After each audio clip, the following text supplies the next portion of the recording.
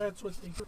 And as they flex in the wind, they form a hole in the center of the tree. That tree is about 1,100 years old. It's worth about $40,000. That stump right there. As a tree gets older and bigger and it sways back and forth, that hole in the center gets bigger and bigger and bigger to where it actually gets like maybe a foot to 10 inches from the outside of the bark, from the outside where the bark is. Oh. Redwood bark has no pitch in it.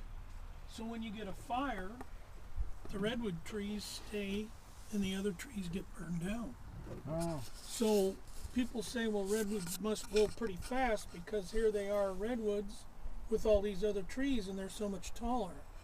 They don't grow fast, they grow really slow, they just outlast the other trees. We've got a tree here that's 2,300 years old. Oh, wow. And so it's burned, this place is burned down at least 3 times, Yeah. Wow. maybe more. Mm. So the other trees get burned down, the redwoods stay and keep growing. When in the early days when they were taking redwood out of this area, their natural tendency was to take the largest trees because they would have the most bored feet. Sure. But they found out that they were hollow. Mm-hmm. So because they were hollow, they didn't bring a bunch of money because they'd have to take them down, take them up to Crescent City. At one time, Crescent City and Brookings had 40 sawmills running 2 12-hour shifts. Right.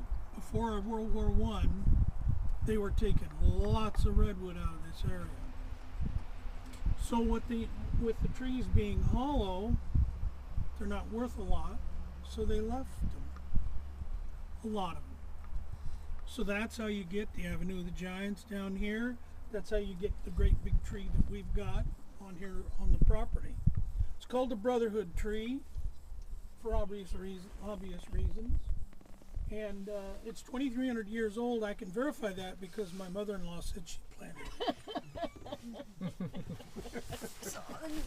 What's the difference between a redwood and a sequoia? They're both exactly the same.